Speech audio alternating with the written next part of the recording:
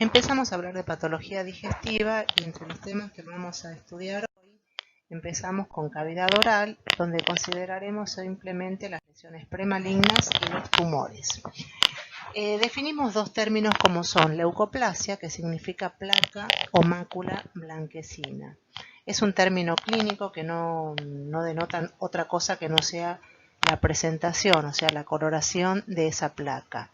Las leucoplasias siempre se consideran lesiones premalignas y como vemos acá, fíjense que son máculas blanquecinas, bien delimitadas, algunas son pápulas o lesiones ligeramente sobreelevadas que pueden aparecer en las mucosas, en las encías, en la cavidad oral en distintas localizaciones. Desde un punto de vista clínico se las describe como leucoplasias y desde un punto de vista histopatológico puede corresponder a diferentes lesiones. Pueden afectar cualquier zona, más frecuentes en la mucosa bucal, también suelen verse en el suelo de la boca, en la superficie ventral de la lengua, paladar, encías, etc. Desde un punto de vista histopatológico, son lesiones que pueden ir desde hiperkeratosis, que asientan sobre un epitelio engrosado, o sea, un epitelio acantótico, o también tener cambios displásicos marcados que pueden evolucionar a carcinomas in situ. Siempre se acompañan de infiltrados inflamatorios crónicos y muchas veces agudos, lo que les da un aspecto de crónico reagudizado. Acá otras imágenes de la placa blanquecina y cómo se ve histológicamente. Fíjense acá en la superficie ventral y lateral de la lengua y desde un punto de vista histológico se ven lesiones hiperkeratósicas con engrosamiento del epitelio, acantosis, elongación de redes de crestas y pueden ir desde lesiones simplemente irritadas, inflamadas, hasta presentar cambios displásicos e inclusive carcinoma in situ. Acá otra lesión, vuelvo a decir lo mismo, en la imagen superior, una mucosa revestida por un epitelio plano estratificado, que tiene hiperkeratosis, hipergranulosis, acantosis, y en la imagen inferior, además de estas lesiones, se acompaña con un denso infiltrado inflamatorio en el corium. A este aumento no podemos precisar qué tipo de células son, pero pueden corresponder a linfocitos y plasmocitos, o sea, a una inflamación crónica. Acá otras imágenes mostrando leucoplasias, pero ya con cambios displásicos. Y fíjense, en la imagen superior tenemos ese epitelio acantótico con hiperplasia de células basales, desorganización histoarquitectural de las células con pérdida de la maduración y se pueden observar algunas imágenes de mitosis atípicas. Y en la imagen inferior también cambios displásicos y ahí sí podemos observar sobre el margen derecho imágenes de mitosis atípicas y también desorganización histoarquitectural. Otro término a tener en cuenta es la eritroplasia, que si bien es menos frecuente que la leucoplasia, se presenta como una placa rojiza de aspecto aterciopelado, muchas veces erosionado, que compromete mucosas y que puede estar muchas veces levemente deprimido. Así se ven macroscópicamente, fíjense en la superficie de las encías, placas o máculas rojizas, eso se denomina eritroplasia, y microscópicamente corresponden a engrosamientos epidérmicos ordenados, siempre se observan erosiones superficiales, puede tener o no cambios displásicos, carcinoma in situ o inclusive puede desarrollar un carcinoma infiltrante. Se acompañan de inflamación y congestión vascular. Y el epitelio suele ser marcadamente atípico y tienen un riesgo aumentado de transformación maligna si lo comparamos con las placas leucoplásicas. Así se ven la eritroplasia, las localizaciones son variables como habíamos descrito y se presenta como una placa terciopelada, rojiza y con tendencia a desarrollar carcinomas. Desde un punto de vista histológico es bastante similar a lo que hemos descrito para la leucoplasia. En esta imagen, en la parte media, se ve a nivel de la capa basal epidérmica imágenes de mitosis atípicas, pérdida de la polaridad celular y en el corion un denso infiltrado inflamatorio.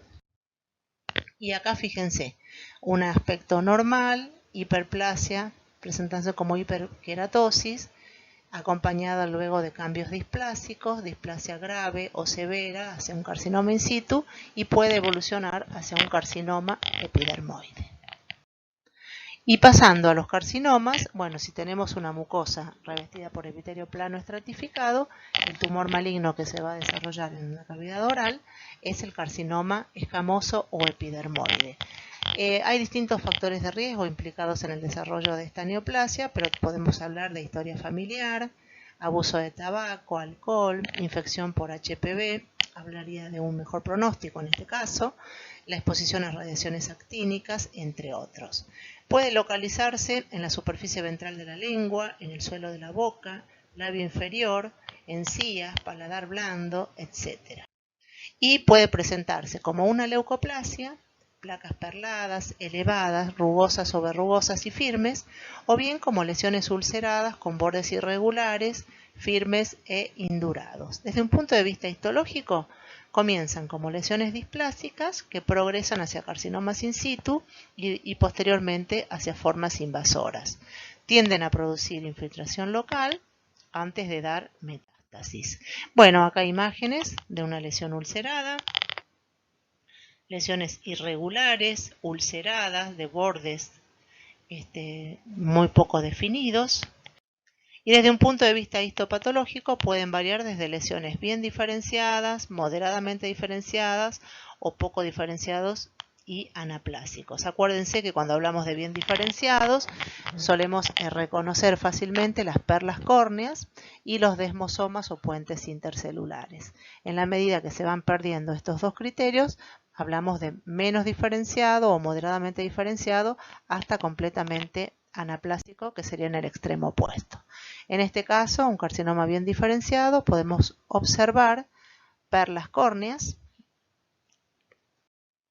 y acá también a mayor detalle perlas córneas de un carcinoma epidermoide bien diferenciado, los desmosomas o puentes intercelulares que se ven más fácilmente en la imagen de la derecha. Y pasamos a glándulas salivales. Bueno, para hablar de este tema tenemos que tener en cuenta que existen diferentes tipos de glándulas salivales que se abren hacia la cavidad bucal. Se clasifican en glándulas salivales mayores, dentro de las cuales incluimos a las glándulas parótidas, a las submaxilares y sublinguales, y glándulas salivales menores, que son las glándulas salivales que se ubican en la submucosa del tracto respiratorio y digestivo superior, desde los labios hasta el árbol bronquial e inclusive el esófago. Generalidades de las glándulas. Bueno, las glándulas salivales mayores están rodeadas por cápsulas de tejido conectivo. Esta cápsula no existe en las glándulas salivales menores. El tejido conectivo que rodea los acinos se acompaña de abundante infiltrado linfoplasmocitario. Los acinos están constituidos por distintos tipos de células, donde encontramos células serosas, que son las secretoras de proteínas, mucosas secretoras de mucina, o ambos tipos. Y se describen tres tipos de acinos: serosos, mucosos y mixtos. Acá un gráfico para encontrar e identificar las distintas porciones y células que forman las glándulas salivales. Y vamos a hablar de tres patologías. Por un lado las inflamaciones, por otro lado la litiasis y finalmente los tumores. Con respecto a inflamación, bueno, los procesos inflamatorios que afectan a las glándulas salivales se denominan cialoadenitis. Pueden ser de causa viral, autoinmune, bacteriana, etc. Desde un punto de vista del origen viral, la cialoadenitis más frecuente, digamos, o más conocida es la producida por la parotiditis. Bueno, y tenemos otras causas autoinmunes, por ejemplo, asociadas al síndrome de Sjögren, o causas bacterianas producidas por Staphylococcus aureus o Streptococcus viridans. Estas son las formas más frecuentes de presentación y en general la cialoadenitis va precedida por una obstrucción ductal por cálculos y eso se denomina cialolitiasis. Acá una imagen de una glándula salival. Y desde un punto de vista morfológico, cuando tenemos inflamación, se observa una inflamación crónica inespecífica de localización intersticial que muchas veces, dependiendo del germen que produjo la inflamación, puede asociarse a necrosis supurativa e inclusive a formación de abscesos.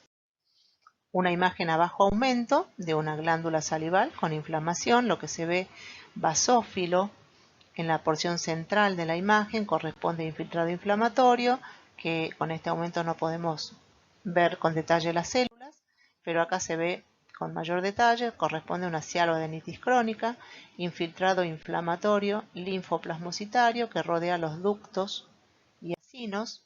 Acá a mayor aumento se pueden ver estructuras ductales rodeadas por el componente inflamatorio linfoplasmocitario.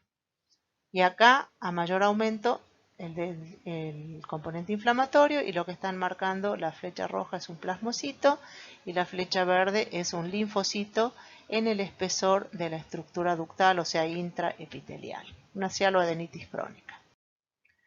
Otra patología que encontramos en las glándulas salivales es el mucocele, que se produce como consecuencia de un bloqueo o ruptura de un conducto con la consiguiente fuga de saliva al estroma.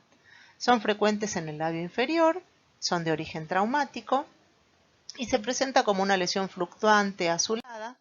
Acá tienen una imagen donde podemos ver en el labio inferior y a la derecha una imagen histológica donde se ve un conducto dilatado, en realidad un conducto grande dilatado, otros más pequeños rodeados de un componente linfoplasmocitario.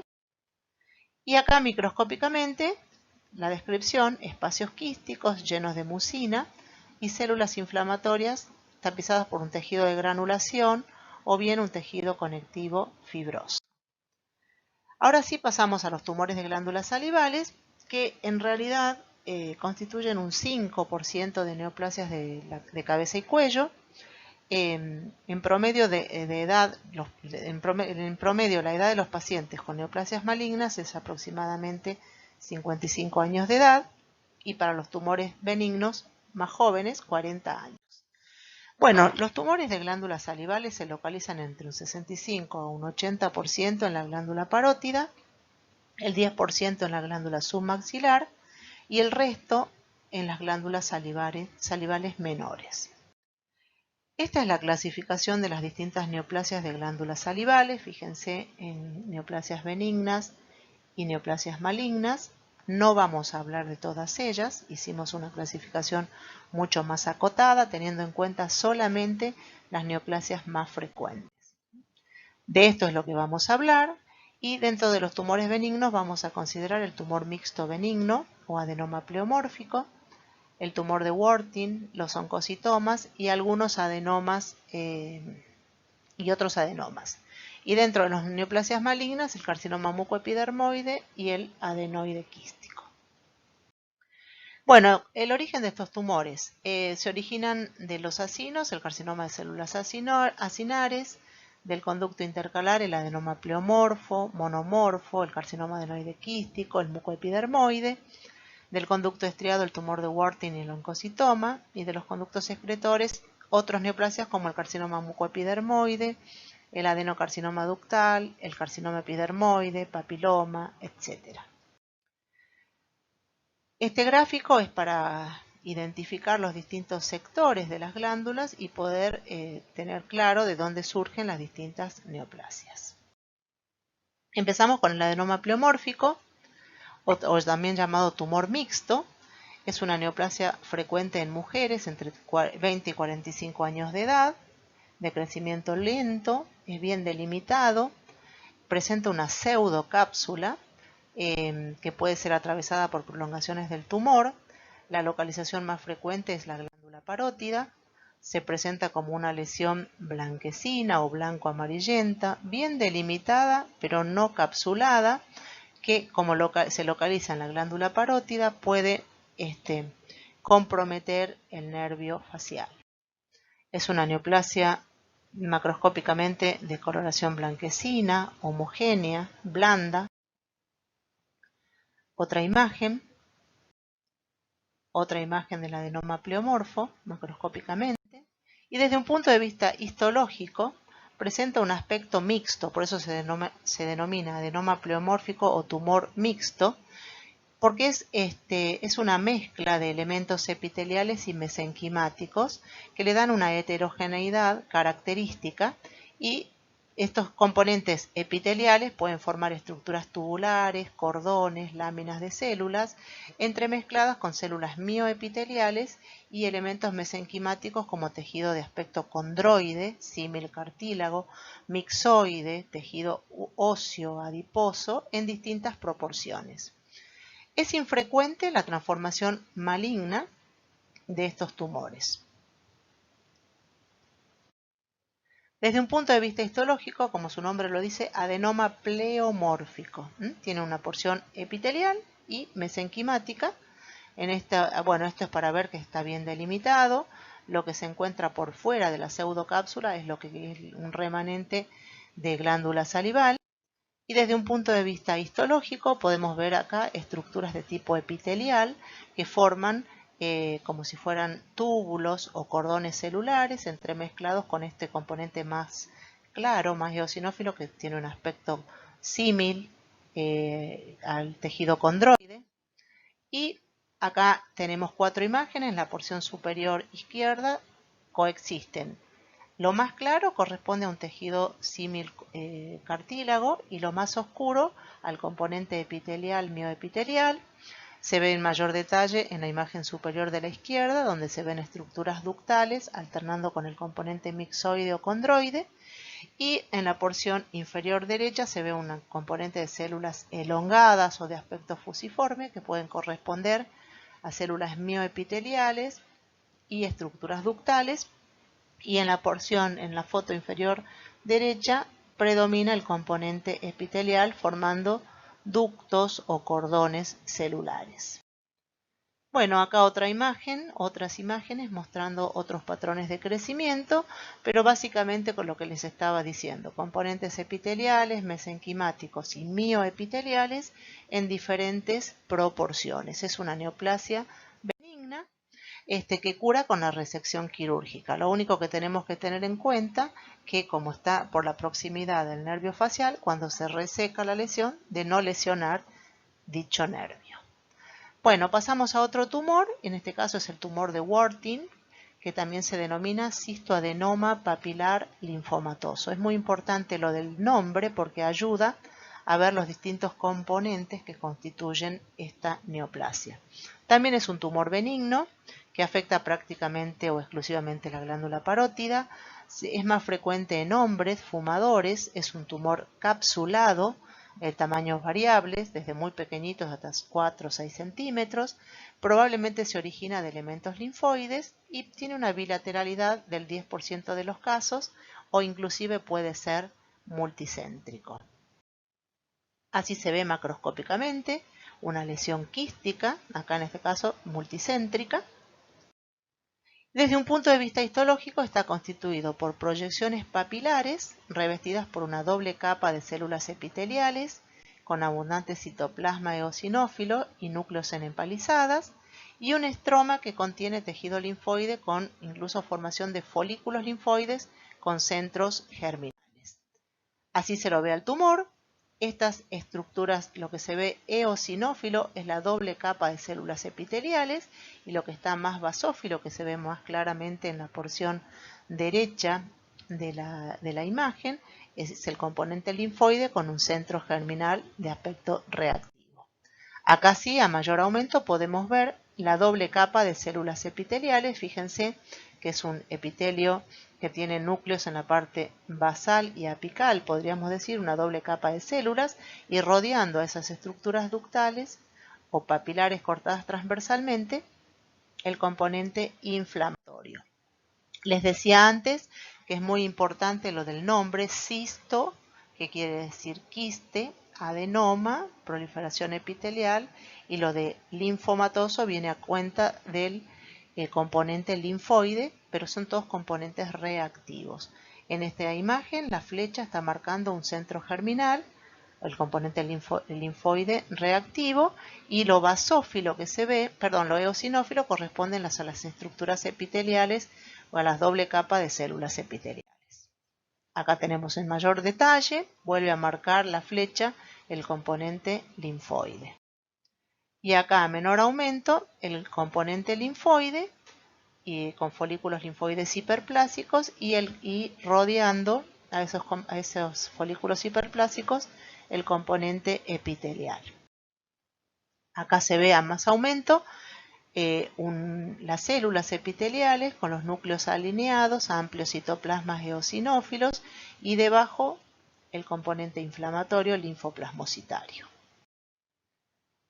Y acá a menor aumento, es para detallar el componente inflamatorio. Bueno, mostrando más o menos lo mismo que veníamos describiendo del tumor de Warthin, cura también con resección quirúrgica.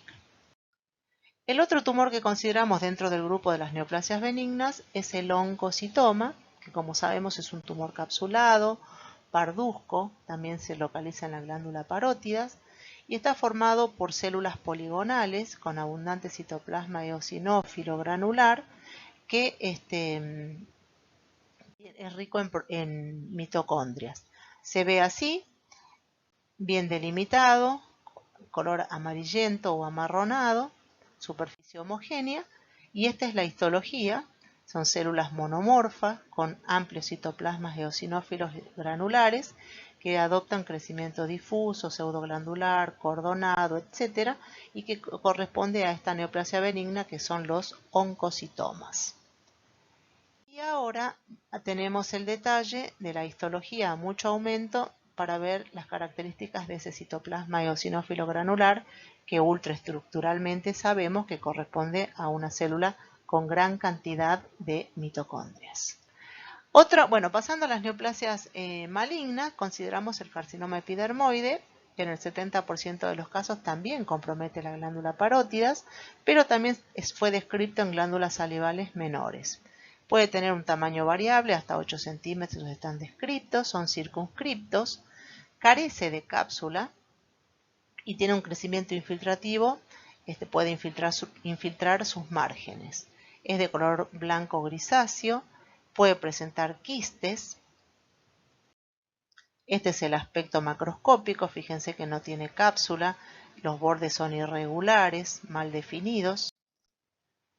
Otra imagen, pero acá presentando estructuras quísticas.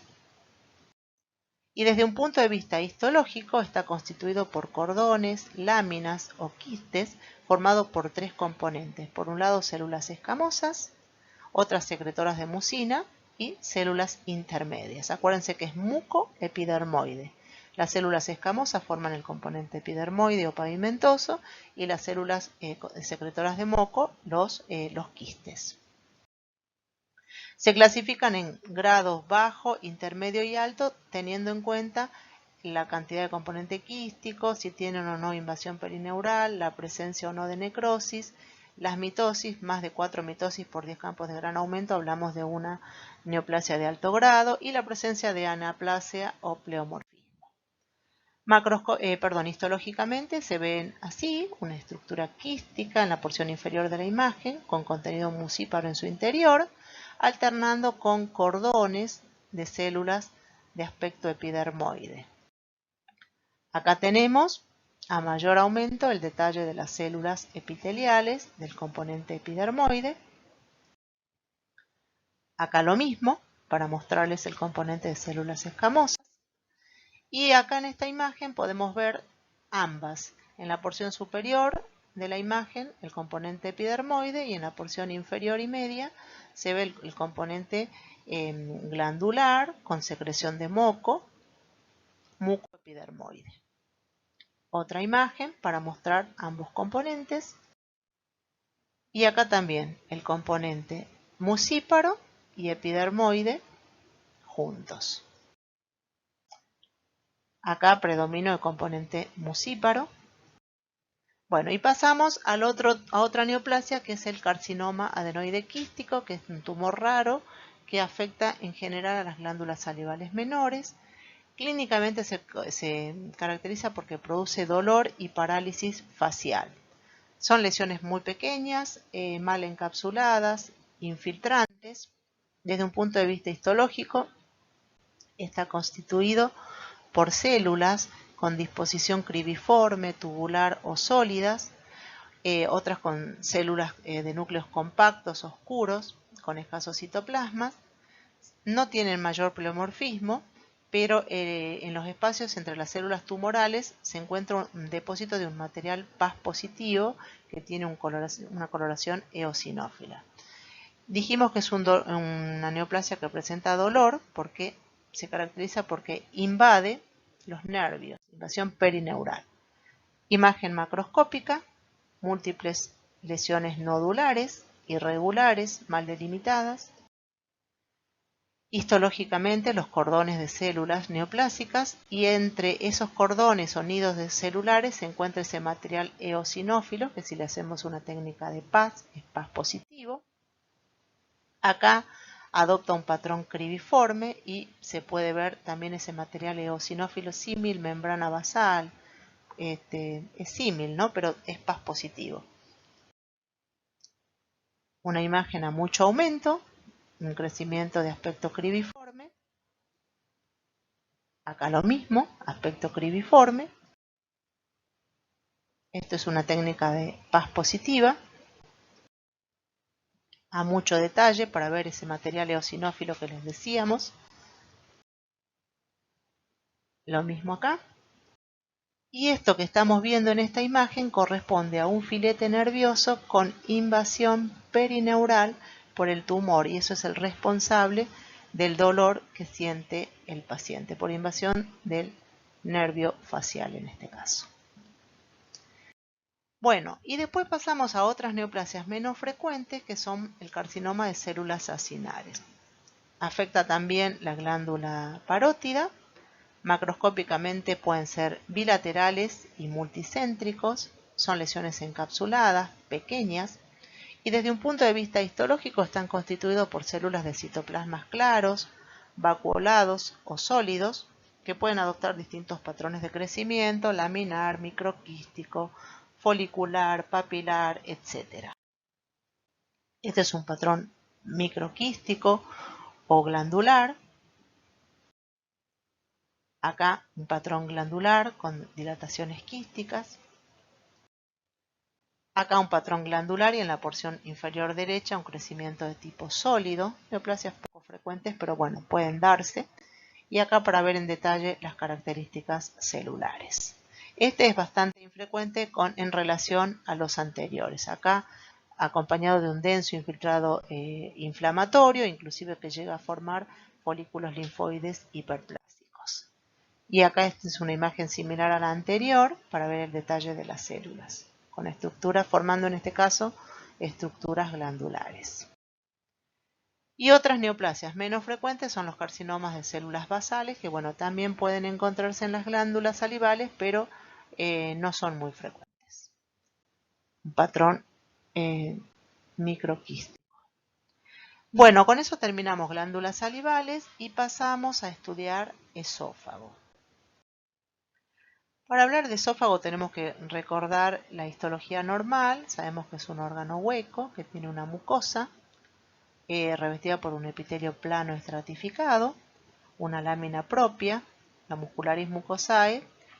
La submucosa tiene una capa muscular propia, que es la que le permite tener las contracciones peristálticas que permiten la progresión del alimento desde la boca hacia el estómago. Distintas patologías pueden asentar en el esófago y empezamos hablando de las lesiones asociadas a disfunción motora. La primera enfermedad que vamos a considerar es la acalasia, que es una enfermedad motora o una alteración motora producida por tres anomalías principales. Por un lado, falta de peristalsis o aperistalsis, alteraciones de la deglución que determinan una ausencia de relajación o una relajación incompleta del esfínter esofágico inferior. Y la otra situación es que en reposo el tono del esfínter esofágico inferior se encuentra aumentado. Se desconoce la causa de este trastorno, se piensa que sería una causa desconocida, y hay un porcentaje de casos que se debe a la enfermedad de Chagas, porque esta enfermedad destruye los plexos mientéricos. Es más común de aparecer entre los 30 y 40 años de edad, con igual distribución en ambos sexos. Los pacientes presentan síntomas que son disfagia progresiva, en el 100% de los casos. Pueden acompañarse de regurgitación, tos, dolor retroesternal y tiene un riesgo de evolucionar hacia una neoplasia maligna muy bajo, que es un 5% o menos. Desde un punto de vista histológico o morfológico, la acalasia se caracteriza por una dilatación esofágica por encima del esfínter esofágico inferior. El grosor de la pared esofágica es normal o bien puede estar aumentado como consecuencia de una hipertrofia muscular o bien disminuido si hay una dilatación de la pared. Lo concreto es que hay ausencia de los ganglios mientéricos, la mucosa puede no estar afectada o estar acompañada de inflamación o ulceración, o bien encontrarse además engrosamiento fibroso a nivel del esfínter esofágico inferior. En esta imagen estamos viendo una pared esofágica abierta, donde estamos viendo la superficie mucosa y fíjense la dilatación que presenta la pared. Otra patología o otro trastorno de la motilidad está producida por la hernia hiatal. Se describen dos patrones anatómicos de hernias hiatales, que son, por un lado, la hernia deslizante o axial, que representa el 95% de todas las hernias, la más frecuente, y la segunda y menos frecuente es la hernia paraesofágica. No hay una causa establecida, se pensó en factores congénitos, adquiridos, se da en el 10% de los adultos, solamente el 10% son sintomáticos, y las hernias tienen complicaciones como pueden ser ulceración, perforación, esofagitis por reflujo, etc. Otro tema que tenemos que considerar son los divertículos esofágicos. Se definen como protrusiones saculares de la pared en todas sus capas viscerales.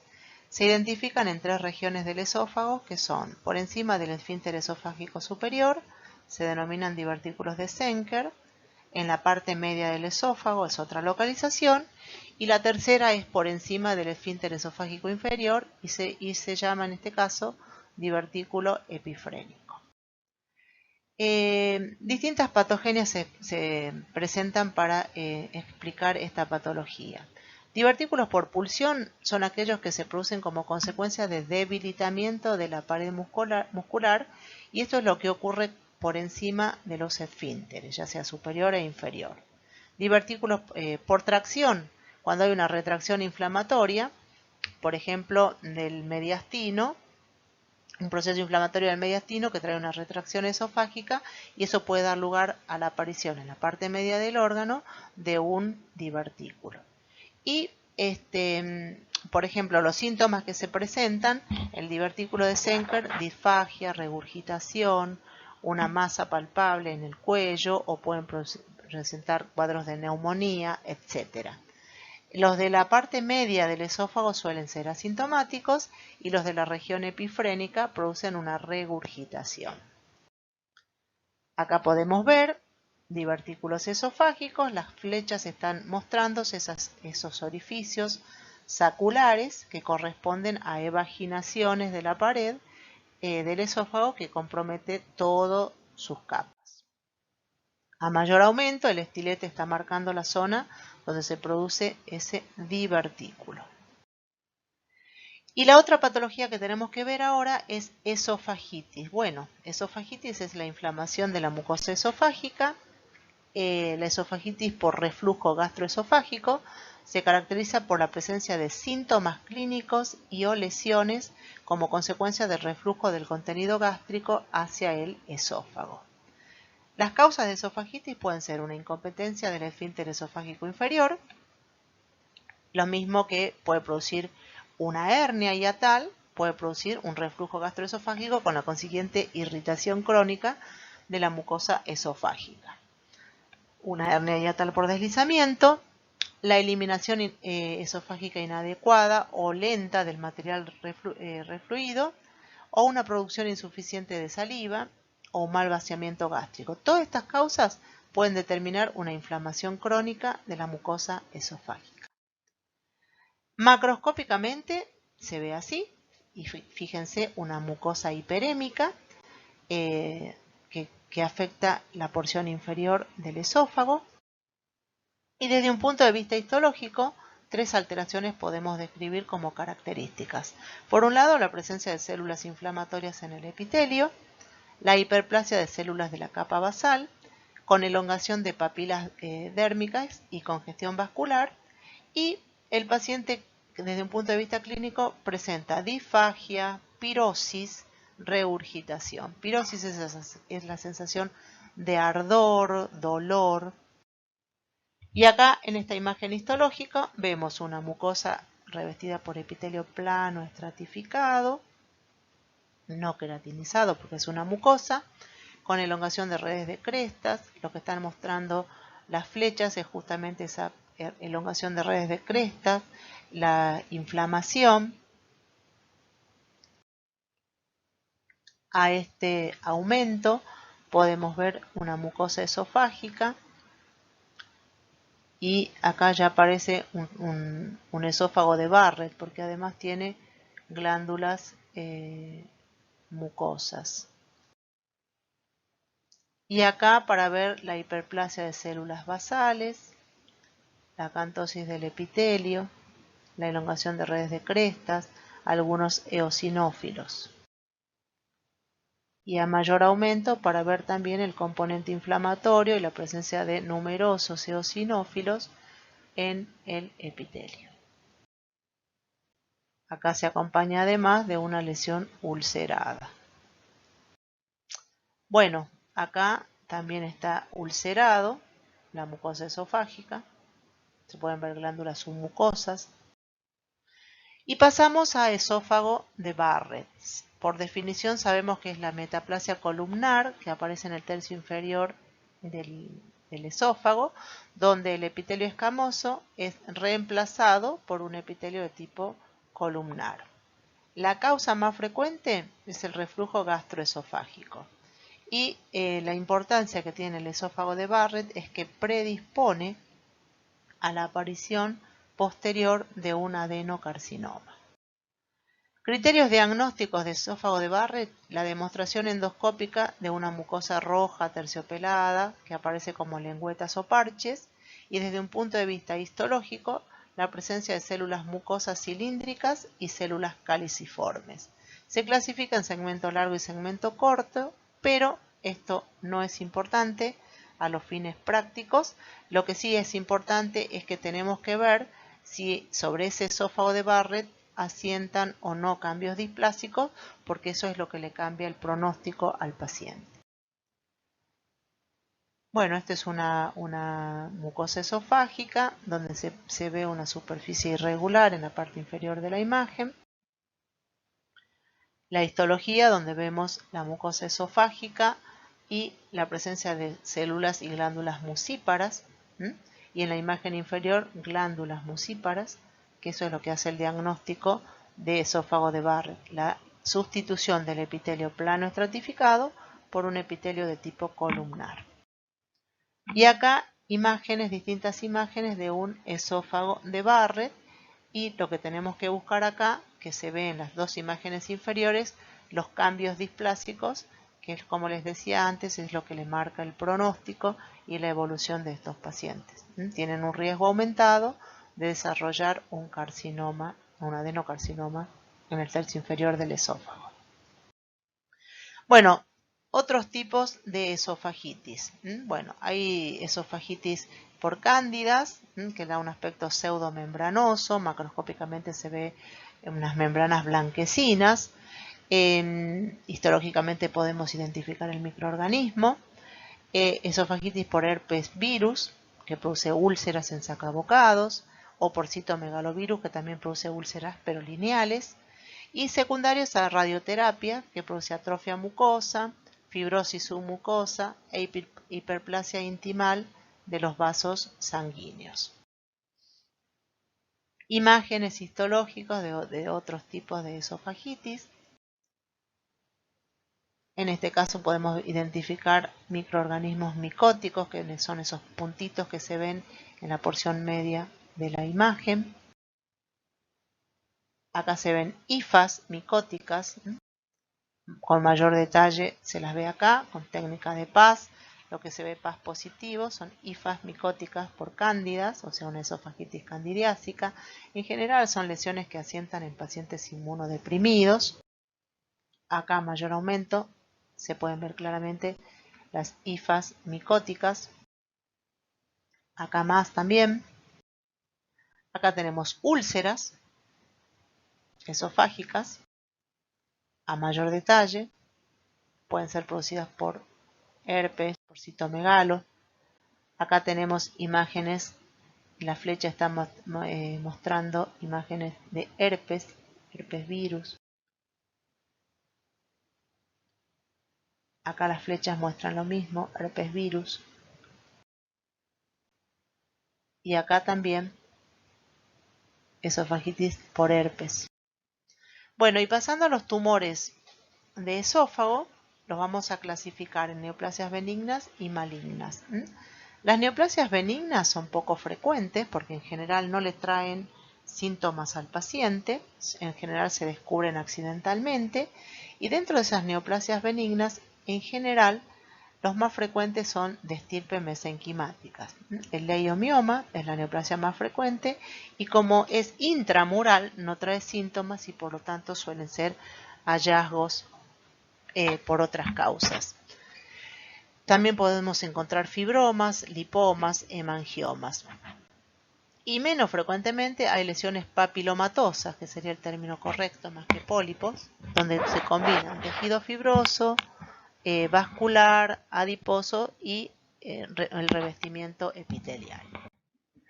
Así se ven las lesiones mesenquimáticas bien delimitadas en el espesor de la pared, hallazgos, y pasamos a los tumores malignos, que estos sí son los más frecuentes. El más frecuente de todos es el carcinoma epidermoide, que se da en pacientes adultos mayores de 50 años, más frecuentes en hombres. Se describen factores de riesgo donde podemos mencionar algunos de origen dietéticos, por ejemplo los nitritos, que son sustancias conservantes de algunos alimentos, hábitos tóxicos como el tabaco y el alcohol, trastornos esofágicos como las esofagitis, acalasias, y también se describieron predisposición genética. En cuanto a la localización, sabemos que el 50% de estas neoplasias se localizan en el tercio medio del esófago, el 30% en el tercio inferior y el 20% en el tercio superior. Síntomas, bueno, pueden ser desde lesiones asintomáticas hasta disfagia progresiva, obstrucción progresiva y tardía, adelgazamiento, puede tener complicaciones como hemorragias y sepsis si se trata de lesiones ulceradas. Macroscópicamente pueden tener lesiones elevadas o engrosamientos de la pared, placas blanquecinas tipo leucoplasias, o bien ser lesiones fungoides que obstruyen la luz, o lesiones planas o ulceradas. Y desde un punto de vista histológico, la mayoría corresponde a carcinomas epidermoides con diferentes grados de diferenciación. Imágenes macroscópicas de una lesión ulcerada, de una lesión estenótica, una lesión ulcerada de nuevo en la porción inferior derecha y una lesión que protruye hacia la luz del órgano. Otra imagen macroscópica de una lesión ulcerada a más detalle, irregular, anfractuosa. Y desde un punto de vista histológico, dije que pueden tener diferentes grados de diferenciación, neoplasias bien diferenciadas, moderadamente diferenciadas, poco diferenciadas, que pueden tener ulceraciones. Acá en esta imagen tenemos en la porción inferior derecha mucosa esofágica normal, seguida hacia la parte media de una ulceración de la pared y hacia la parte izquierda un carcinoma epidermoide ulcerado e infiltrante. A más detalle, para mostrarles los nidos de células neoplásicas o células tumorales, las flechas muestran imágenes de mitosis atípicas Otra imagen para mostrarles un carcinoma, en este caso semidiferenciado, y en la porción inferior nidos de tumorales infiltrando. Otra imagen de un carcinoma epidermoide semidiferenciado. Acá un carcinoma epidermoide infiltrando un filete nervioso, invasión perineural. Y el otro tumor que encontramos en el esófago, pero solamente localizado hacia el tercio inferior del esófago, es el adenocarcinoma. En el tercio inferior y siempre asociado a un esófago de Barrett. Macroscópicamente se presenta como una placa blanquecina, que también puede progresar hacia lesión nodular o ulcerada, y desde un punto de vista histológico es una proliferación glandular que tiene rasgos de tipo intestinal o menos frecuentemente de tipo difuso, que le da el aspecto de células en anillo de sello. En este caso vemos en la imagen, en la porción izquierda, mucosa esofágica normal, y en la porción derecha, la mucosa ulcerada y reemplazada en forma difusa por un proceso neoplásico que con este aumento no podemos ver en detalle. Acá al revés, en la porción inferior derecha la mucosa normal, glándulas submucosas por debajo, y en la porción media e izquierda la infiltración difusa por el proceso neoplásico. Corresponde a un adenocarcinoma de tipo difuso, probablemente con células en anillo de sello. Acá a mucho aumento tenemos la mucosa esofágica y por debajo de ellos nidos de células tumorales infiltrándolo. Y nada más. Ahora vamos a hablar de patología gástrica. Para hablar de ello, recordemos que el estómago es un órgano del tubo digestivo ubicado por debajo del diafragma. Sabemos que en su superficie interna revela numerosos pliegues o crestas denominados rugosidades.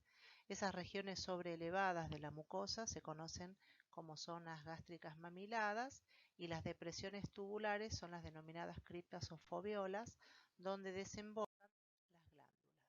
Identificamos 5 regiones anatómicas: el cardias, fondo, cuerpo, antro y píloro, y desde un punto de vista histopatológico está constituido por una pared donde identificamos la capa mucosa, submucosa, muscular propia y serosa. A nivel mucoso tenemos foveolas gástricas donde desembocan las glándulas mucosas. En esta imagen podemos ver las distintas regiones: cardia, fundus, cuerpo, antro y píloro, y un gráfico donde muestra cómo está constituida la pared gástrica. Podemos ver también que a nivel de fondos y cuerpo gástrico tenemos dos tipos de células: las células parietales, que son las encargadas de secretar el ácido clorhídrico y el factor intrínseco, y las células principales, que secretan pepsinógeno. Y a nivel antropilórico predominan las glándulas mucosas. Dentro de las distintas patologías gástricas vamos a hablar de alteraciones congénitas y consideramos entre ellas la heterotopía pancreática o la heterotopía gástrica a nivel duodenal y la estenosis hipertrófica del píloro. Bueno, esto es importante tener en cuenta. La presencia de heterotopía pancreática son parénquima o acinos pancreáticos ectópicos que pueden estar localizados en la mucosa gástrica. Esto es un tema muy importante tener en cuenta que existe para evitar confusiones, sobre todo en las biopsias intraoperatorias, y no sobrediagnosticar estos focos ectópicos de parénquima pancreático como un proceso neoplásico. Acá en esta otra imagen vemos una mucosa duodenal, fíjense las vellosidades, y en el espesor de la mucosa se ven nidos de células de tipo o glándulas de tipo gástrica, y esto sería una heterotopía gástrica localizada en el duodeno. Si bien son lesiones poco frecuentes, hay que tener en cuenta que existen. Pasamos a hablar de los procesos inflamatorios y hablamos de gastritis, definiendo como tal a la inflamación de la mucosa gástrica. Esta inflamación se clasifica en aguda o crónica, teniendo en cuenta el tiempo evolutivo. Hablamos primero de las gastritis agudas, y consideramos las diferentes causas que pueden provocarla. Por ejemplo, el consumo de antiinflamatorios no esteroideos, el consumo excesivo de alcohol, tabaco, el tratamiento con quimioterápicos, estados de hiperazoemias, infecciones sistémicas como puede ser la salmonelosis, estados de estrés, isquemia, shock, intento de suicidios ingiriendo álcalis o ácidos, bueno, entre otras, o bien causas idiopáticas. Los factores que influyen en el desarrollo de las gastritis agudas son, por un lado, el aumento de la secreción de ácido con difusión retrógrada, por otro lado, la disminución de la producción de bicarbonato. También están involucrados como factores de riesgo la reducción del flujo sanguíneo, la interrupción de la capa adherente de moco o lesiones directas que afecten al epitelio, o también la regurgitación de ácidos biliares desde el duodeno, por ejemplo. Si bien clínicamente es variable porque puede cursar en forma asintomática, otros pacientes tienen sintomatología que la describen como un dolor epigástrico que muchas veces se acompaña de estados nauseosos y vómitos, o inclusive puede llegar a una hematemesis, que sería la hemorragia digestiva superior, o melena, la hemorragia digestiva inferior. Desde el punto de vista histopatológico, estas lesiones presentan edema y congestión en la lámina propia, con presencia de neutrófilos entre las células epiteliales y en las luces glandulares. Se acompaña de erosiones y hemorragias con infiltrado inflamatorio y depósitos de fibrina, en cuyo caso hablamos de una gastritis aguda erosiva. Así se ven macroscópicamente las lesiones, superficiales, erosivas, parduzcas. Y desde un punto de vista histológico, la gastritis aguda erosiva presenta estas alteraciones. Fíjense en la imagen superior izquierda, bueno, se pueden ver las glándulas, las fobiolas gástricas y un denso infiltrado inflamatorio. Con este aumento no podemos precisar el tipo de células. En la parte superior derecha también se ve el componente inflamatorio, los vasos dilatados de la lámina propia. En la porción inferior izquierda se ve tejido de granulación, esos neovasos, esa proliferación vascular corresponde a tejido de granulación, y en la porción inferior derecha se ve el componente inflamatorio y hemorrágico, la extravasación hemática. Pasando a gastritis crónica, bueno, es una alteración inflamatoria crónica que afecta a la mucosa, pero se acompaña de atrofia y metaplasia epitelial. Generalmente no tiene erosiones.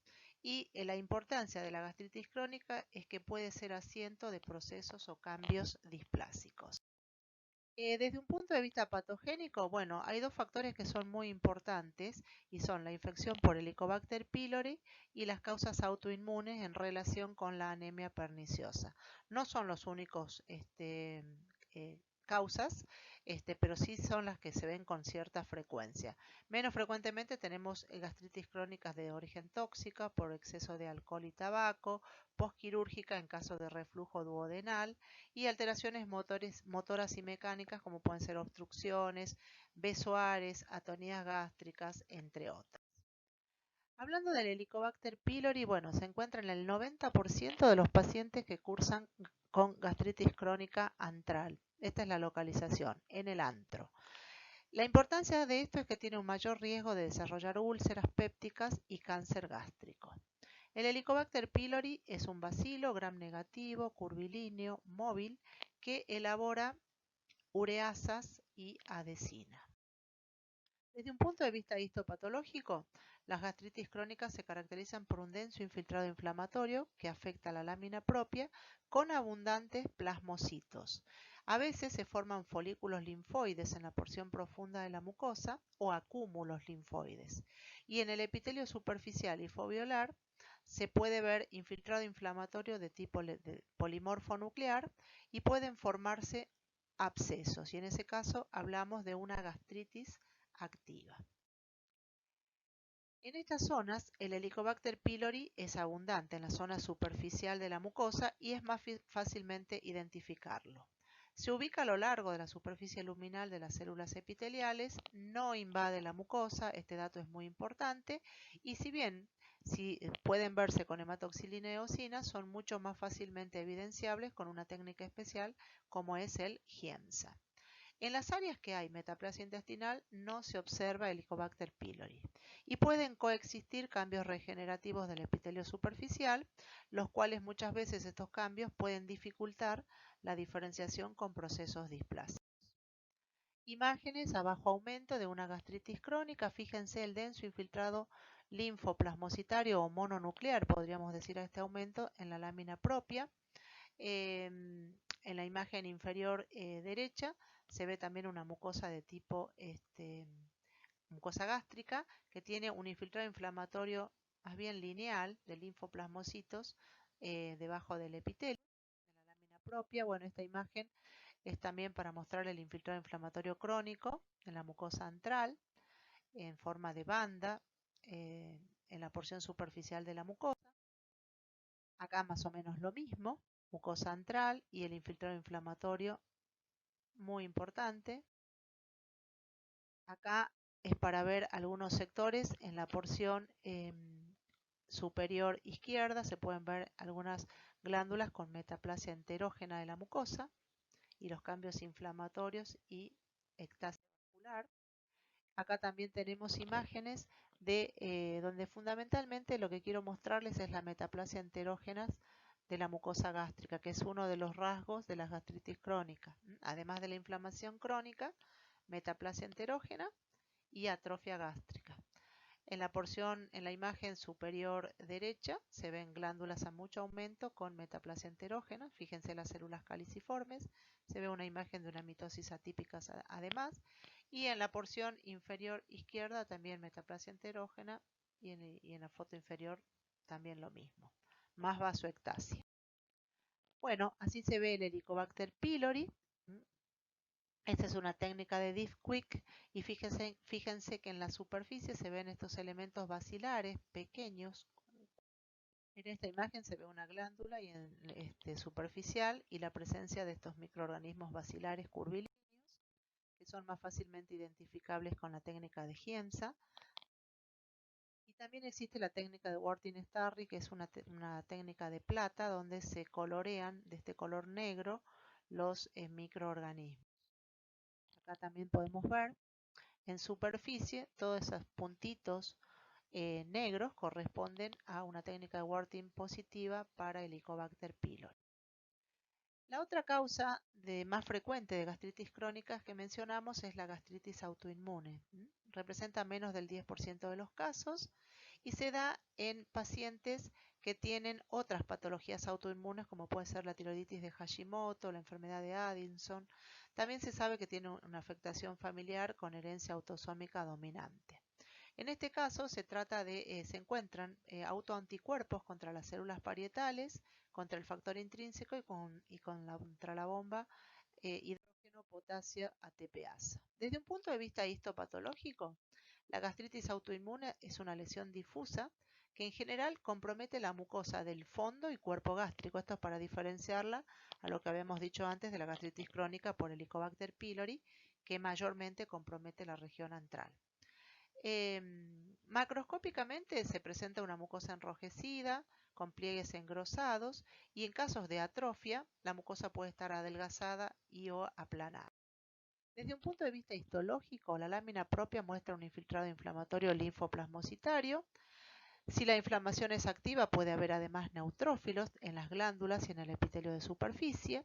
Se acompaña de cambios regenerativos como ser mayor número de mitosis, hipercromasia nuclear, vacuolas de moco disminuida, y puede haber metaplasia, que es la sustitución de células de la mucosa antral y del cuerpo gástrico por células cilíndricas y células caliciformes intestinales, que a veces también pueden determinar proyecciones de tipo vellositario. La atrofia se refiere a la pérdida de estructuras glandulares. Las glándulas persistentes pueden mostrar dilatación quística y sobre ese fondo atrófico pueden acompañar cambios displásicos. Así vemos una gastritis crónica de tipo autoinmune. Acá estamos viendo la mucosa con un denso infiltrado inflamatorio linfoplasmocitario, pero fíjense que si bien es una imagen a bajo aumento, podemos ver que también tienen neutrófilos y abundantes eosinófilos. Clínicamente puede cursar con pocos síntomas o bien presentarse con un estado nauseoso, vómitos y malestar o dolor en la región abdominal superior. Pasando a otro tema, vamos a hablar ahora de la enfermedad ulcerosa péptica y empezamos definiendo úlcera. Úlcera es una solución de continuidad de la mucosa del aparato digestivo que sobrepasa la muscularis mucosae y puede alcanzar la submucosa o inclusive las capas más profundas. La úlcera péptica es una lesión crónica, casi siempre solitaria, que puede comprometer o afectar cualquier parte del aparato gastrointestinal que esté expuesta a la acción agresiva de los jugos pépticos y ácidos. Las localizaciones más frecuentes son a nivel gástrico y duodenal. En general son lesiones con un diámetro inferior a 4 centímetros que suelen localizarse en la primera porción del duodeno, en el antro gástrico, en la unión gastroesofágica o bien en los bordes de las gastro-yeyuno-anastomosis. También, a nivel duodenal pueden localizarse en el duodeno, estómago o yeyuno en la enfermedad de Zollinger-Ellison y también estar junto a un divertículo de Meckel con mucosa gástrica ectópica. Se sabe que desde un punto de vista epidemiológico la probabilidad de desarrollar úlcera péptica es de un 10% en hombres y en menor proporción es un 4% en las mujeres. Adultos de edad media, la relación varón-mujer es de 3:1 para las úlceras duodenales y 2:1 para las úlceras gástricas. Se dan en el sexo femenino más frecuentemente en la posmenopausia. Desde un punto de vista de la patogenia de las úlceras pépticas, estas se producen como consecuencia de un desequilibrio entre los mecanismos de defensas y las fuerzas nocivas. El requisito para que se produzca una úlcera es que la presencia de ácidos y pepsina. Todos los pacientes con úlcera duodenal y el 70% de los pacientes con úlcera gástrica están infectados por Helicobacter pylori. En este gráfico mostramos por un lado las fuerzas, lo normal sería el equilibrio existente entre las fuerzas atacantes y las fuerzas defensivas. Fíjense que hay un gráfico de la mucosa gástrica con su capa mucosa o de moco, el epitelio de revestimiento, la muscular de la mucosa y su mucosa y todos los factores que actúan defendiendo a esa mucosa y evitando la retrodifusión de hidrogeniones que puede lesionar la mucosa y producir una úlcera. Cuando se pierde ese equilibrio entre los factores atacantes y defensivos, se produce la lesión y esa lesión lleva a esa solución de continuidad que sobrepasa la submuscularis mucosae, puede llegar a la submucosa o incluso puede llegar a perforar la pared como consecuencia, como una complicación de estas úlceras pépticas. Bueno, ya sabemos que el Helicobacter pylori produce diferentes enzimas que lesionan el epitelio y la capa de moco. Esas ureasas y proteasas descomponen la urea para formar cloruro de amonio y monocloramina, que son tóxicas para el epitelio gástrico. Las fosfolipasas actúan produciendo un daño en las células epiteliales superficiales y descomponen los complejos glucoproteínas lipídicos en el moco gástrico. Y también tenemos antígenos de la bacteria que atraen células inflamatorias, tanto linfocitos T y B.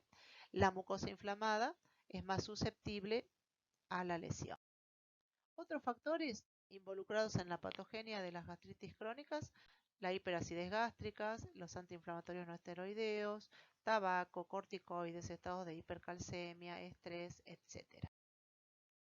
Los cambios morfológicos que observamos en las úlceras pépticas son, desde un punto de vista macroscópico ya describimos que es una lesión única, en general de 4 centímetros o menos, es una lesión en sacabocados,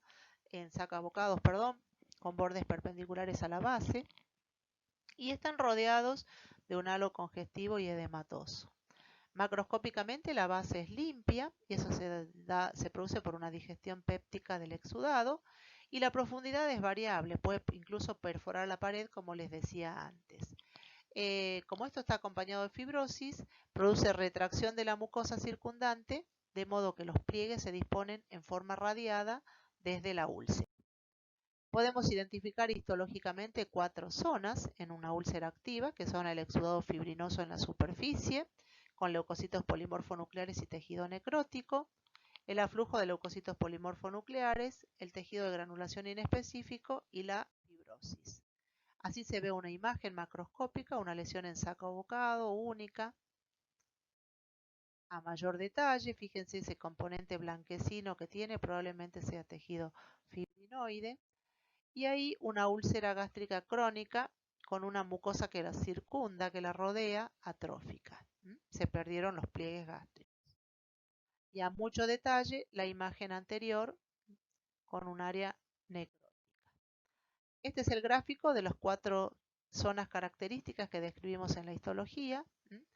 Los cuerpos, los detritos celulares y neutrófilos en la superficie, la necrosis de coagulación, el tejido de granulación y la fibrosis cicatrizal que circunda a esa úlcera.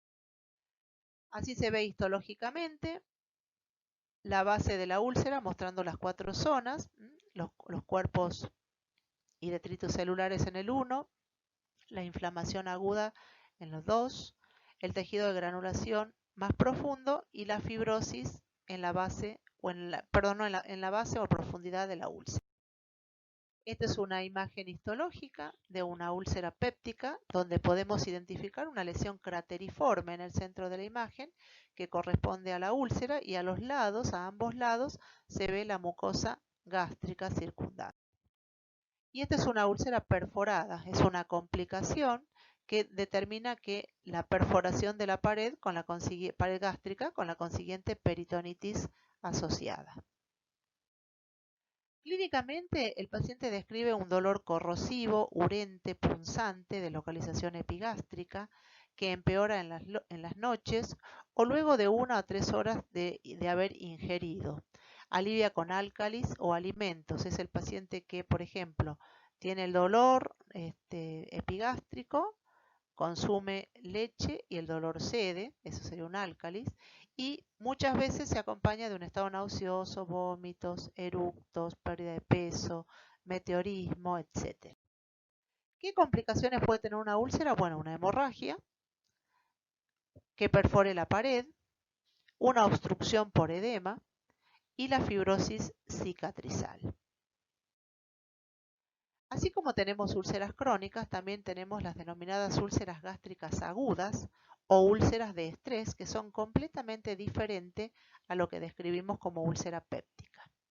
Las úlceras gástricas agudas también son soluciones de continuidad que sobrepasan la muscular de la mucosa. Están causadas por situaciones de shock, sepsis, lesiones de traumatismo grave, y dentro de estas úlceras gástricas agudas mencionamos 2 subtipos. Por un lado, las úlceras de Cushing, que son aquellas que se producen por aumento de la presión intracraneana, por ejemplo en situaciones traumáticas o secundarias a tumores, y las úlceras de Curling, que son aquellas que se dan por quemaduras. Estas úlceras suelen ser lesiones múltiples. Se localizan en el estómago y en el duodeno, y el tamaño en general no supera 1 centímetro de diámetro. Desde un punto de vista morfológico, podemos describir que la base de estas úlceras es de coloración oscura, con depósitos fibrinoides y focos de hemorragias, y se reepiteliza normalmente cuando cede la noxa. Bueno, macroscópicamente se ven como múltiples lesiones. Acá podemos verla a mayor detalle. Estas múltiples lesiones parduzcas corresponden a úlceras agudas.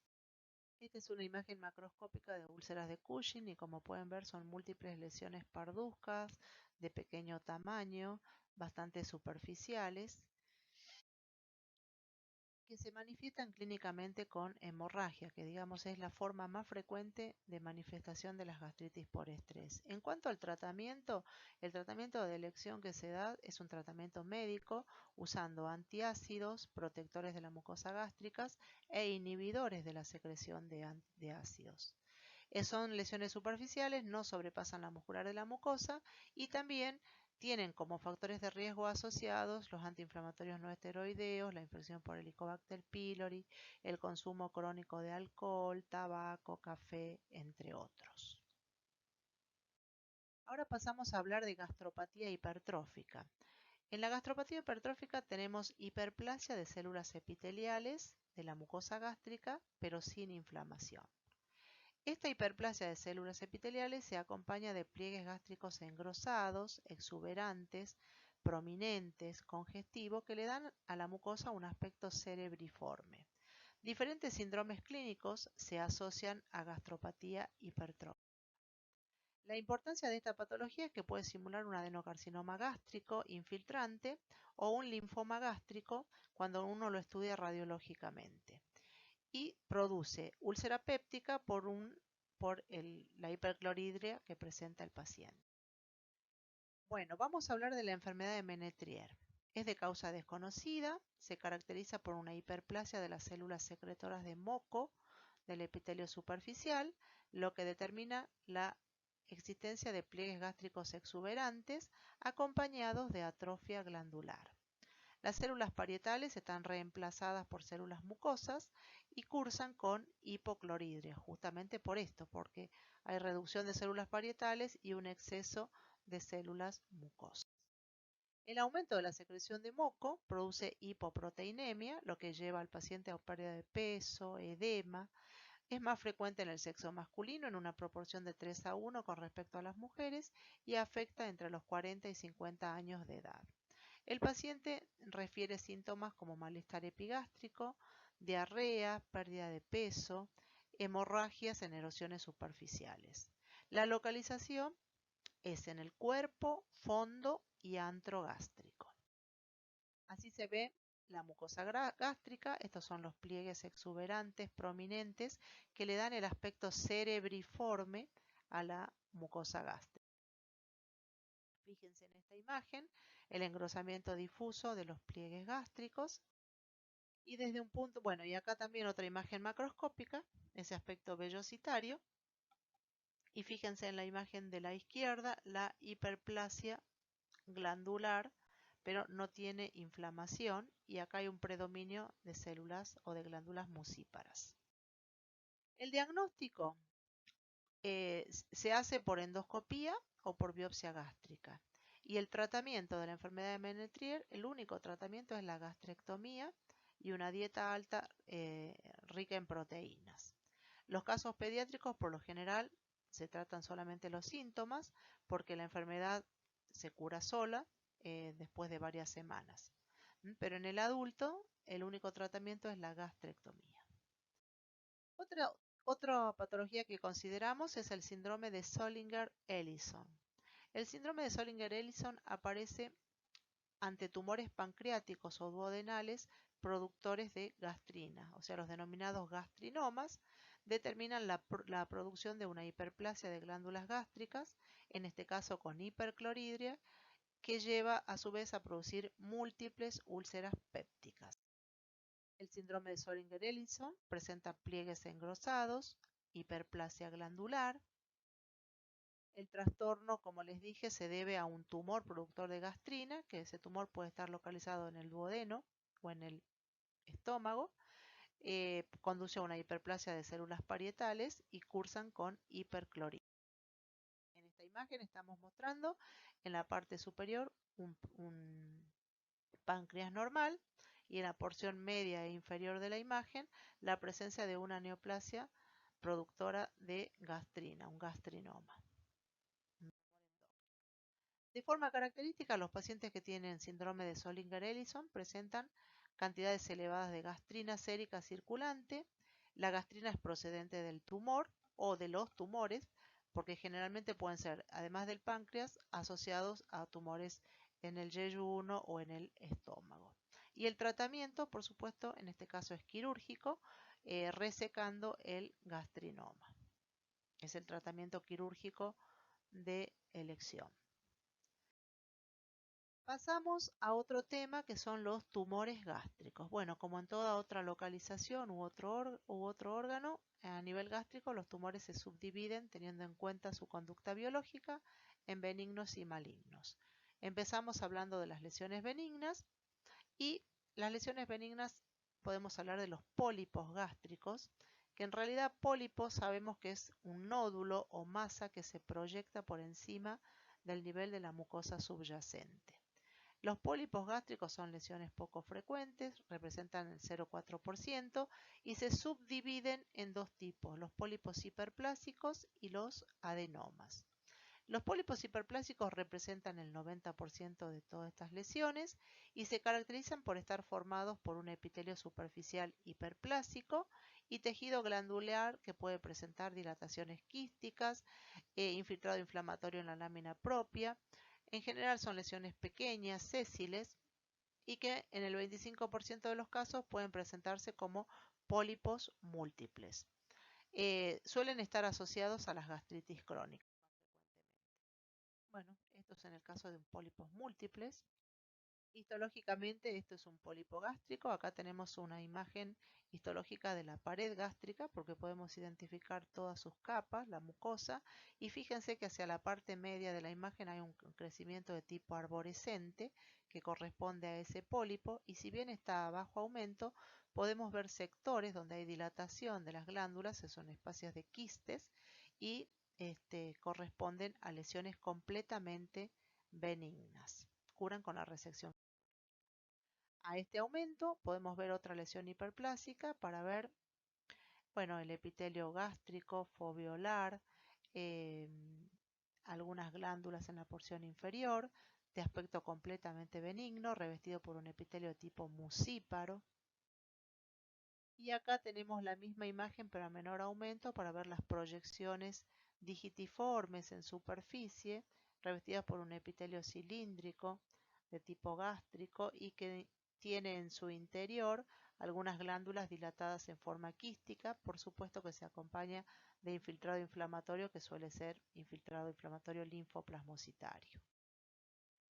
Mientras que los adenomas, era la otra variante, representan el 5 o 10% de todas las lesiones polipoides y sobre ellos asientan cambios displásicos proliferativos, y entonces son lesiones que tienen un potencial maligno. Pueden ser sésiles o pediculados, mayormente se localizan a nivel antral y se dan más frecuentemente en hombres que en mujeres en una proporción de 2 a 1. Suelen asociarse a gastritis autoinmune. Una lesión adenomatosa sésil, vemos acá.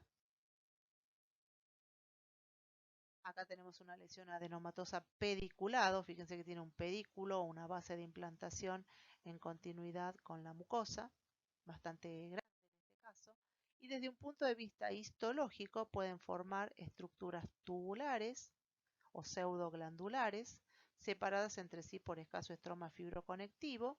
Sobre ese epitelio de revestimiento de las glándulas o túbulos pueden asentar cambios displásicos que van variando desde displasias de bajo grado a displasias de alto grado y carcinoma in situ.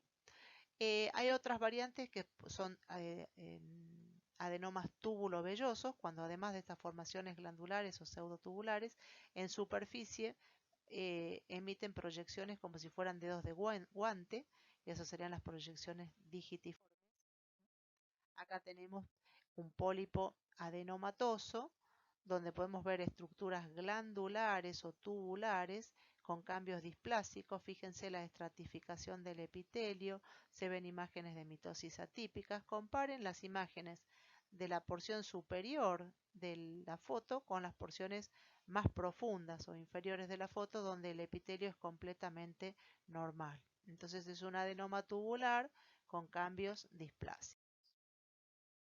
Acá lo mismo, para mostrarles un adenoma tubular en la parte superior, para que vean la estratificación, la hipercromasia nuclear, varias capas de células, en comparación con la porción inferior de la imagen, donde se ve un epitelio mejor preservado y con un denso infiltrado linfoplasmocitario.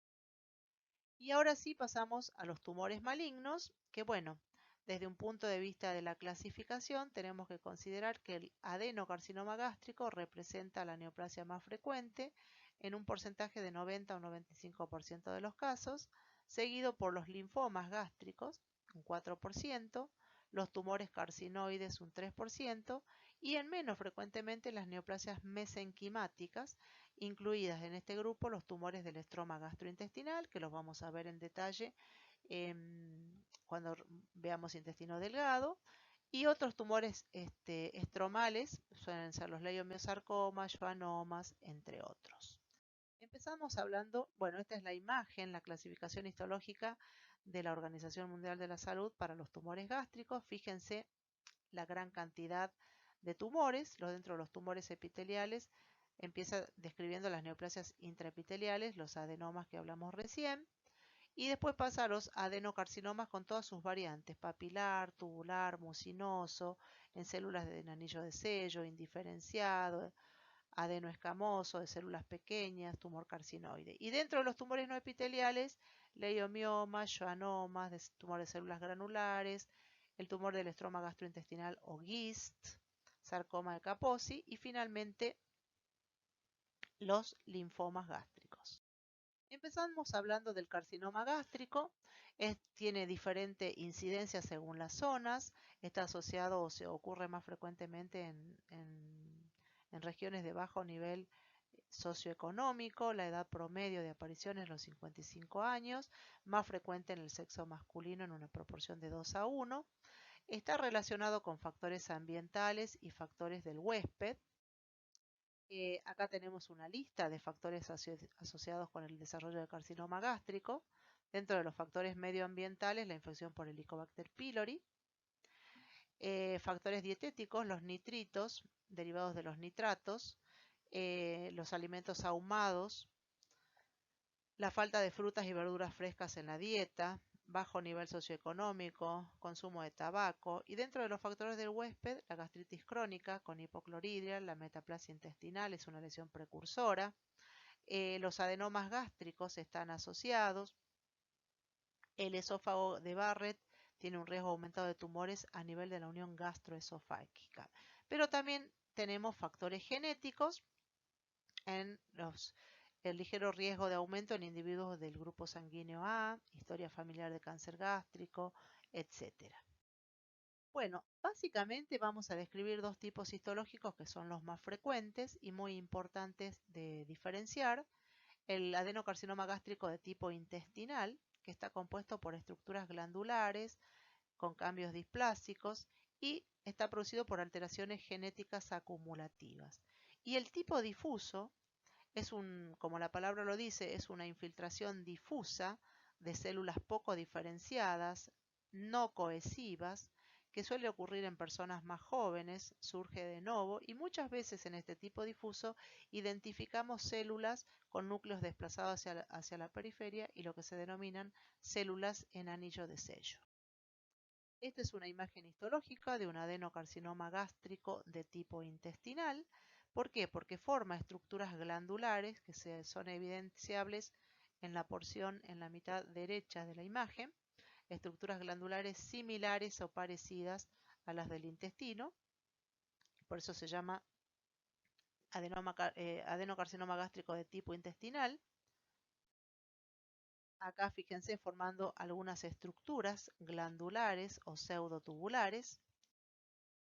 Para diferenciar de esta otra forma, que es el tipo difuso, donde forman cordones o nidos de células discohesivas, acá con núcleos desplazados hacia la periferia, lo que le da el aspecto de un adenocarcinoma difuso con células en anillo de sello, que pueden ser mucosecretantes, con mucina intracelular o con mucina extracelular. Acá se ve claramente el epitelio de superficie, el epitelio de revestimiento gástrico en la porción media y superior de la imagen, y el resto de la imagen está infiltrada en forma difusa por células neoplásicas que tienen el aspecto de células en anillo de sello, y esto corresponde a un adenocarcinoma de tipo difuso. Otras imágenes para ver formas difusas de adenocarcinoma en la foto de la izquierda se puede ver las células discohesivas en anillo de sello, mucosecretantes, y en la porción derecha tenemos otra imagen para ver a mayor detalle las características celulares. Bueno, y acá otra imagen de un adenocarcinoma de tipo difuso para que vean lo diferente que son el subtipo histológico intestinal y difuso. En cuanto a la localización, bueno, las localizaciones más frecuentes son a nivel antropilórico, que representan el 50 o 60% de los casos. En el cardia es el 25% y el 15 o 20% a nivel de cuerpo y fondo gástrico. ¿Cómo se clasifican estos tumores? Es muy importante la profundidad de infiltración, porque eso es un factor pronóstico muy importante. El patrón de crecimiento macroscópico, ya sea que sea una lesión exofítica, plana, deprimida, excavada, ulcerada, etc. Y el subtipo histológico. O sea que es muy importante para clasificar los tumores gástricos estos tres parámetros: la infiltración, el patrón de crecimiento y el subtipo histológico. Un gráfico de los patrones de crecimientos macroscópicos: exofítico, plano deprimido, excavado, exofítico y endofítico porque está infiltrando la pared. Linitis plástica, cuando infiltra en forma difusa todo el espesor de la pared, lo cual le da al estómago el aspecto de una bota de cuero por la rigidez de la pared. Si les preguntamos qué es linitis plástica, bueno, es justamente la infiltración difusa de todo el espesor de la pared gástrica por un carcinoma. Y la última imagen, que corresponde a un patrón de crecimiento excavado. Bueno, acá estamos viendo, la flecha está mostrando una imagen de una lesión aplanada, diría yo. Fíjense que los pliegues gástricos que lo rodean están completamente atróficos. Una lesión excavada macroscópicamente. Fíjense esta lesión, está completamente una lesión exofítica, fungiforme, que crece hacia la luz del órgano. El resto de la mucosa se encuentra aplanado. A mucho aumento, una lesión exofítica con áreas hemorrágicas, que es lo más oscuro que se ve ahí. Y esto corresponde a una linitis plástica. Como dije antes, la infiltración difusa de todo el espesor de la pared, lo cual le da una rigidez a todo el órgano y que fue comparado con una bota de cuero. Otros términos a tener en cuenta son carcinoma gástrico temprano, que no es lo mismo que decir carcinoma in situ. Hablamos de carcinoma gástrico temprano para referirnos a una lesión neoplásica que se encuentra limitada a mucosa y submucosa con independencia de metástasis en ganglios linfáticos perigástricos. ¿Sí? Esa es la definición de carcinoma gástrico temprano. Para diferenciarlo de un carcinoma gástrico avanzado, que es una neoplasia epitelial maligna que compromete la pared muscular o más, o sea, que tiene más invasión y que superó la invasión de la pared muscular. Acá tenemos un carcinoma gástrico temprano. En la porción izquierda de la imagen podemos ver una mucosa gástrica normal.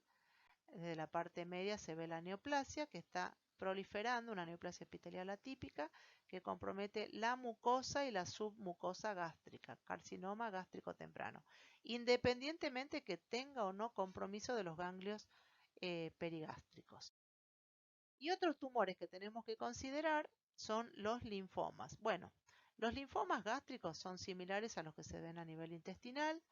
En general corresponden a linfomas no Hodgkin y dentro de los linfomas no Hodgkin se subdividen de células B y de células T. Los más frecuentes son los de células B periféricas. Entonces, resumiendo, los linfomas gástricos más frecuentes son los linfomas no Hodgkin de células B periféricas. Tenemos que tener en cuenta acá también los linfomas de tipo MALT, que son los linfomas del tejido linfoide asociado a las mucosas. Otras neoplasias que podemos considerar son los carcinoides, que son neoplasias raras a nivel gástrico, más frecuentes a nivel de apéndice cecal, pero son lesiones infiltrantes. Y dentro de los tumores mesenquimáticos, tanto los lipomas como los leiomiomas son neoplasias benignas que suelen ser hallazgos porque en general no producen síntomas, se los descubren por otras causas. Y el tumor del estroma gastrointestinal o GIST y los pólipos fibroides inflamatorios. Bueno, vamos a hablar brevemente del GIS, GIS significa tumor del estroma gastrointestinal. Es un tumor que procede de las células intersticiales de Cajal que controlan el peristaltismo gastrointestinal. Se ubican a nivel gástrico y también en intestino. Pueden ser lesiones solitarias o múltiples que adoptan cualquier patrón de crecimiento. Macroscópicamente se presentan de color oscuro, de consistencia firme a blanda. Pueden tener cambios hemorrágicos o cambios quísticos. Y desde un punto de vista histológico, microscópicamente también tienen variantes porque pueden presentarse como células fusiformes u otras de aspecto epitelioides o ambos tipos. Las mayorías son tumores muy celulares que se ven de esta manera, blanquecinos, homogéneos, de consistencia blanda. Fíjense acá, bien delimitado, acá están hemiseccionados. Otra imagen histológica del tamaño pueden ser de 4 o 6 centímetros o lesiones menores. Histológicamente en este caso son de células fusiformes que plantean diagnósticos diferenciales con un schwannoma, por ejemplo, o con cualquier otra neoplasia mesenquimática constituida por células fusiformes. A mayor detalle, una neoplasia, un tumor del estroma gastrointestinal de células fusiformes, en este caso son lesiones benignas. Y acá una imagen de un tumor de aspecto epitelioide. Fíjense que la morfología de las células es distinto a lo que veníamos viendo. Células redondeadas, de citoplasmas claros. Y en la imagen de la derecha, distintos patrones de crecimiento de estos tumores. Bueno, acá también un tumor de tipo epitelioide y vuelvo a mencionar en el lado derecho a mostrar una imagen, un tumor fusiforme y tiene una imagen de mitosis atípica. Otro patrón de crecimiento con componente inflamatorio en este caso. Y acá otro patrón de crecimiento con células de distintos tamaños, algunas multinucleadas, etc. Bueno, como les dije antes, los tumores del estroma gastrointestinal plantean diagnósticos diferenciales con otras neoplasias mesenquimáticas, de las que vamos a ir hablando posteriormente, pero ahora quiero comentarles solamente cuál es el panel de inmunohistoquímica que se usa para diagnosticar un tumor del estroma gastrointestinal. Son todos bimetina positiva. El CD117 o c-KIT es un marcador específico del tumor, es siempre positivo, al igual que el CD34, también es positivo. El CD34 es un marcador vascular, pero también es positivo en los tumores del estroma gastrointestinal. El DOG1 también es un marcador bastante específico de esta neoplasia y por supuesto la actina muscular lisa y la desmina, que son marcadores musculares, son negativos, y la proteína S100, que es un marcador de células de Schwann, también es negativo. Es muy importante, y me faltó agregar acá, el índice de proliferación nuclear, el MIB1, para categorizar la conducta o para considerar la conducta biológica de estas neoplasias, si se trata de un tumor benigno o un tumor de conducta biológica incierta o bien un tumor maligno. Eso está dado por el porcentaje de núcleos marcados. Y el último tumor que vamos a mencionar es el pólipo fibroide inflamatorio, que es una lesión benigna, mixta de crecimiento submucoso. Es una lesión voluminosa que está constituida por tejido fibromuscular inflamado y vascularizado, infiltrado por eosinófilos y revestidos por una mucosa delgada. Si se localizan o se ubican próximos al píloro, pueden producir una obstrucción gástrica aguda. Así se lo ve, una neoplasia, una lesión bien delimitada, hemiseccionada, homogénea en la superficie de corte, puede producir cambios obstructivos agudos. ¿Por qué? Porque en su crecimiento obstruye el píloro.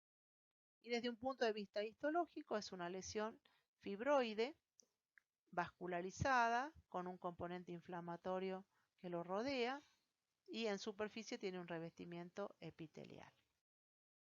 Bueno, con esto terminamos la parte de patología gástrica y si bien somos pequeños, estamos aprendiendo a lo grande. Muchas gracias y con esto terminamos.